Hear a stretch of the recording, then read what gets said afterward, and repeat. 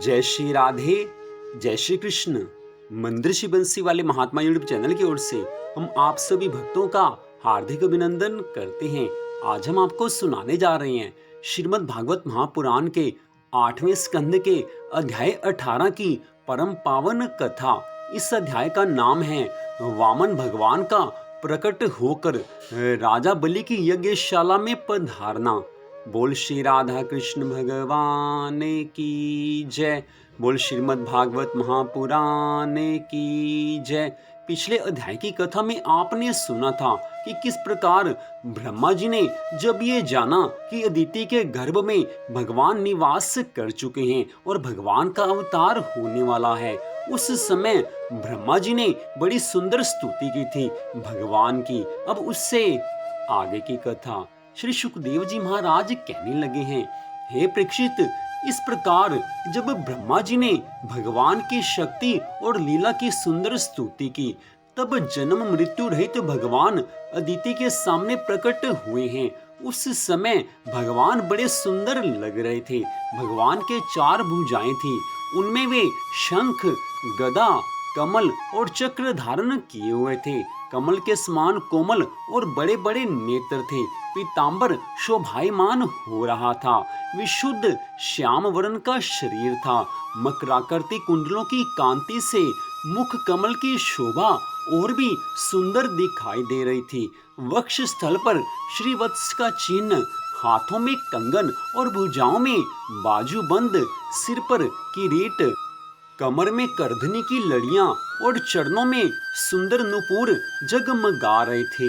भगवान गले में अपनी स्वरूप भूत वनमाला धारण किए हुए थे, जिसके चारों ओर झुंड के झुंड भंवरे गुंजार कर रहे थे। उनके कंठ में कौस्तुभ मणि सुशोभित थी। भगवान की अंग कांति से प्रजापति कश्यप जी के घर का सब अंधकार नष्ट हो गया।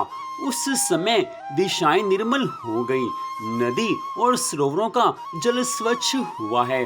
प्रजा के हृदय में आनंद बढ़ गया है। सब ऋतुएं एक साथ अपना अपना गुण प्रकट करने लगी हैं। स्वर्ग लोक, अंतरिक्ष, पृथ्वी, देवता, गौ, ब्राह्मण और पर्वत, इन सब के हृदय में हर्ष का संचार हुआ है। सब बड़े आनंद का उत्सव मनाने लगे हैं। हे राजा परीक्षित, जिस समय भगवान ने अवतार ग्रहण किया है, उस समय चंद्रमा श्रवण नक्षत्र पर थे।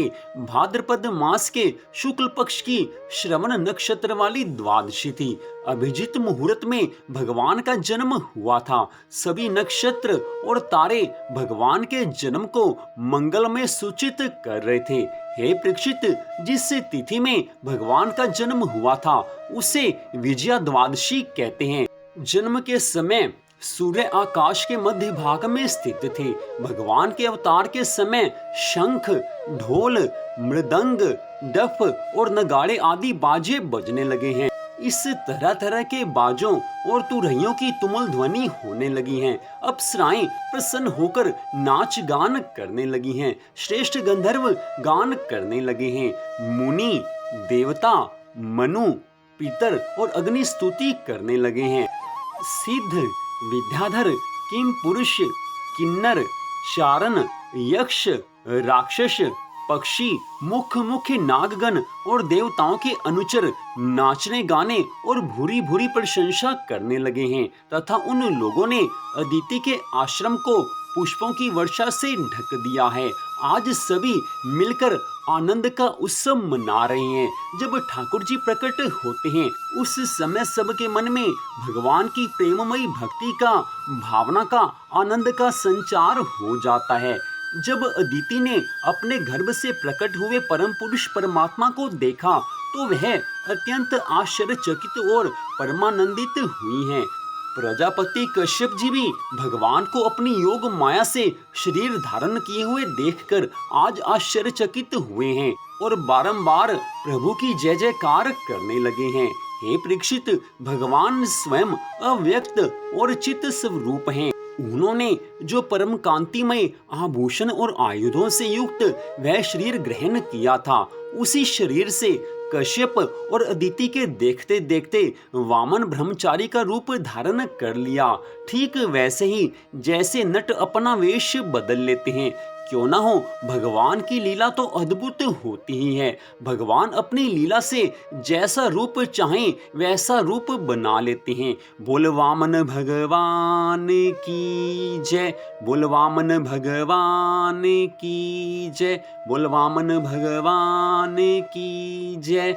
भगवान को वामन ब्रह्मचारी के रूप में देखकर सब महर्षियों को बड़ा आनंद हुआ है।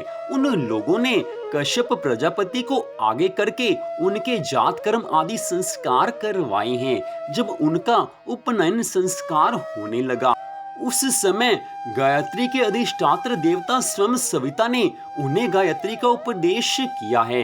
देवगुरु बृहस्पति जी ने यज्ञोपवीत और कश्यप ने मेखला दी है। पृथ्वी ने कृष्ण मृग का चर्म, वन के स्वामी चंद्रमा ने दंड, माता अदिति ने कोपिन और कटी वस्त्र और आकाश के अभिमानी देवता ने वामन वेशधारी भगवान को छत्र दिया है। हे परीक्षित, अविनाशी प्रभु जी को ब्रह्मा जी ने कमंडलू, सप्तऋषियों ने कुश और सरस्वती ने रुद्राक्ष की माला समर्पित की है। हे राजा परीक्षित, इस रीति से जब वामन भगवान का उपनयन संस्कार हुआ, तब यक्ष राज कुबेर ने उनको भिक्षा का पात्र और सती शिरोमणि जगत जननी स्वयं भगवती उमा ने भिक्षा दी है। इस प्रकार जब सब लोगों ने वटु वेशधारी भगवान का सम्मान किया, तब वे ब्रह्म ऋषियों से भरी हुई सभा में अपने ब्रह्म तेज के कारण अत्यंत शोभायमान हुए हैं। इसके बाद भगवान ने स्थापित और प्रज्वलित अग्नि का कुशों से परिसमूहन और परिस्तरण करके पूजा की है और समिधाओं से हवन किया है। हे परीक्षित, उसी समय भगवान ने सुना कि सब प्रकार की सामग्रियों से संपन्न यशस्वी बलि भृगुवंशी ब्राह्मणों के आदेश के अनुसार बहुत से अश्वमेघ यज्ञ कर रहे हैं। तब उन्होंने वहां के लिए यात्रा आरंभ की है। भगवान समस्त शक्तियों से युक्त हैं। उनके चलने के समय उनके भार से पृथ्वी पग पग पर झुकने लगी है। परम पावन नर्मदा नदी के उत्तर तट पर भृगुकच्छ नाम का एक बड़ा सुंदर स्थान है। वहीं पर बलि के भृगुवंशी ऋषि मुनि श्रेष्ठ यज्ञ का अनुष्ठान करा रहे थे।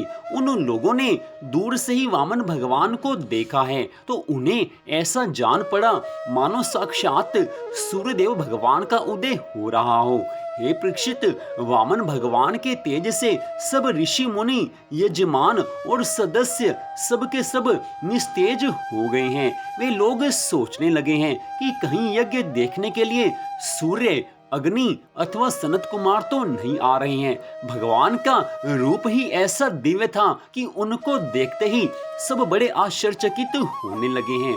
भृगु के पुत्र शुक्राचार्य आदि अपने शिष्यों के साथ इसी प्रकार अनेकों कल्पनाएं कर रहे थे। उसी समय हाथ में छत्र, दंड और जल से भरा कमंडलू लिए हुए वामन भगवान ने अश्वमेघ यज्ञ के मंडप में प्रवेश किया है। वे कमर में मूंज की मेखला और गले में यज्ञोपवीत धारण किए हुए हैं। बगल में मृग चर्म था और सिर पर जटा थी। इसी प्रकार बोने ब्राह्मण के वेश में अपनी माया से ब्रह्मचारी बने हुए भगवान ने जब उनके यज्ञ मंडप में प्रवेश किया है, तब भृगुवंशी ब्राह्मण उन्हें देखकर अपने शिष्यों के साथ उनके तेज से प्रभावित और निष्प्रभ हुए हैं। वे सब के सब अग्नियों के साथ उठकर खड़े हुए हैं और उन्होंने वामन भगवान का स्वागत सत्कार किया है। जहाँ पर ठाकुर जी किसी भी रूप में, किसी भी वेश में, किसी भी अवतार में पधार जाते हैं, वहां पर ठाकुर जी का स्वागत सत्कार तो होना ही है। भगवान के लघु रूप के अनुरूप सारे अंग छोटे छोटे बड़े ही मनोरम और दर्शनीय थे। उन्हें देखकर आज राजा बलि को बड़ा आनंद हुआ है और उन्होंने वामन भगवान को एक उत्तम आसन दिया है। फिर स्वागत वाणी से उनका अभिनंदन करके पांव पखारे हैं और संग रहित महापुरुषों को भी अत्यंत मनोहर लगने वाले वामन भगवान की पूजा की है। भगवान के चरण कमलों का धोवन परम मंगलमय है। हे राजा परीक्षित, तीनों लोकों को पवित्र करने वाली भागीरथी गंगा भी भगवान जी के श्री चरण कमलों से प्रकट हुई हैं। जो उन माँ गंगा जी में स्नान करते हैं उनके जन्मों जन्मों के पाप नष्ट हो जाते हैं। जो भक्त पतित पावनी मोक्षदायिनी माँ गंगा जी के देव दुर्लभ दर्शन करते हैं उनके ऊपर भगवान की कृपा होती है। हे राजन, भगवान के चरण कमलों का धोवन परम मंगलमय है। उससे बढ़कर संसार में और कुछ उद्धार करने वाला नहीं है। उससे जीवों के सारे पाप ताप धुल जाते हैं। स्वयं देवाधिदेव चंद्रमौली भगवान शंकर ने अत्यंत भक्ति भाव से उसे अपने सिर पर धारण किया था। आज वही चरणामृत धर्म के मर्मज्ञ राजा बलि को प्राप्त हुआ है। उन्होंने बड़े प्रेम से उसे अपने मस्तक पर रखा है। शास्त्र कहता है कि गंगा स्नान करने के लिए जब भक्त जाते हैं उस समय सबसे पहले माँ गंगा जी को नमस्कार करना चाहिए। उसके पश्चात माँ गंगा जी के पावन जल को अपने हाथों से मस्तक पर डालना चाहिए। उसके पश्चात माँ गंगा जी में स्नान करना चाहिए। हे राजन, राजा बलि उस समय वामन भगवान से कहने लगे हैं, हे ब्राह्मण कुमार, आप भले पधारे, आपको मैं नमस्कार करता हूँ। आज्ञा दीजिए, मैं आपकी क्या सेवा करूँ। हे आर्य, ऐसा जान पड़ता है कि बड़े बड़े ब्रह्म ऋषियों की तपस्या ही स्वयं मूर्तिमान होकर मेरे सामने आई है। आज आप मेरे घर पधारे, इससे मेरे पितर तृप्त हो गए। आज मेरा वंश पवित्र हो गया। आज मेरा यह यज्ञ सफल हो गया। ब्राह्मण कुमार, आपके पांव पखारने से मेरे सारे पाप आज धुल गए और विधि पूर्वक यज्ञ करने से, अग्नि में आहुति डालने से जो फल मिलता है वह अनायास ही मुझे मिल गया। आपके इन नन्हे नन्हे चरणों और इनके धोवन से पृथ्वी पवित्र हो गई है। ब्राह्मण कुमार, ऐसा जान पड़ता है कि आप कुछ चाहते हैं। परम पूज्य ब्रह्मचारी जी महाराज, आप जो चाहते हो, गऊ, सोना, सामग्रियों से सुसज्जित घर, पवित्र अन्न, पीने की वस्तु, विवाह के लिए ब्राह्मण की कन्या, संपत्तियों से भरे हुए गांव, घोड़े, हाथी, रथ, वह सब आप मुझसे मांग लीजिए। अवश्य ही वह सब मुझसे मांग लीजिए। बड़ी सुंदर कथा का वर्णन श्री सुखदेव जी महाराज आज कर रहे हैं। वामन भगवान का अवतार हुआ है। सब देवताओं की रक्षा के लिए आज भगवान ने वामन अवतार धारण किया है। आज की इस कथा से इतना तो पता चलता है कि भगवान अपने भक्तों के कल्याण के लिए, अपने भक्तों की रक्षा के लिए कुछ भी कर सकते हैं। वामन भगवान आज राजा बलि के यज्ञ मंडप में पधारे हैं। भगवान का तेज देखकर सभी आश्चर्यचकित हुए हैं। राजा बलि ने उनके चरणों को धोया है। भगवान के श्री चरण कमलों को देखकर राजा बलि के मन में भक्ति भावना हुई है, लेकिन वो समझ नहीं पा रहा है कि आज ठाकुर जी स्वयं उसके यज्ञ मंडप में पधारे हैं। जिन भगवान को प्रसन्न करने के लिए, जिन भगवान का दर्शन करने के लिए बड़े बड़े ऋषि मुनि, सिद्ध, संत, महात्मा लाखों लाखों वर्षों तक अनेक अनेक जन्मों में तपस्या करते हैं, आज वही भगवान, आज वही ठाकुर जी राजा बलि के यज्ञ में बिना बुलाए आए हैं। पुकारने से भगवान आए ना आए कोई निश्चय नहीं है, लेकिन आज बिना आमंत्रण के भगवान ने आकर राजा बलि के ऊपर जो कृपा की है, वैसी कृपा भगवान सब पर नहीं करते। प्रहलाद जी महाराज के वंश से राजा बलि हैं। प्रहलाद जी महाराज के वंश में आज राजा बलि परम पवित्र हो गए हैं कि जिनके यज्ञ मंडप में भगवान पधारे हैं। अगर ऐसी कृपा भगवान किसी जीव पर कर दें तो उस जीव की 100 पीढ़ियों का उद्धार हो सकता है। ठाकुर जी जिसके सामने प्रकट हो जाएं, उस प्राणी को संसार भर में, त्रिलोकी भर में और किसी चीज की आवश्यकता नहीं रह जाती। आज बड़ा परम मंगल, परम सुंदर उत्सव है कि आज भगवान राजा बलि के यज्ञ में पधारे हैं। सब देवता देख रहे हैं कि कैसे ठाकुर जी ने हम पर कृपा की है। भगवान अपने भक्तों की रक्षा के लिए, अपने भक्तों के कार्य को सिद्ध करने के लिए कैसी कैसी लीलाएं रचते हैं। आज ये देखकर सब देवता हैरान हैं। आज ये देखकर सब देवता हैरान हैं। तो यहीं पर श्रीमद् भागवत महापुराण के 8वें स्कंद के अध्याय 18 की कथा का विश्राम होता है। आगे की कथा में आप सुन पाएंगे कि किस प्रकार वामन भगवान जी ने राजा बलि से 3 पग पृथ्वी मांगी है और आगे क्या लीला हुई है, ये अगले भाग में कथा आप सुन पाएंगे। तो आज की इस कथा को सुनने के लिए आप सबका हार्दिक धन्यवाद। भगवान श्री राधा कृष्ण जी की श्रीमद् भागवत महापुराण की अनंत कृपा सदा आप सब पर, आपके परिवार पर बनी रहे। इसी मंगल कामना के साथ जय श्री राधा रानी सरकार की, जय श्री कृष्ण भगवान की, जय श्री वामन भगवान की, जय श्रीमद् भागवत महापुराण की, जय श्री सुखदेव जी महाराज की।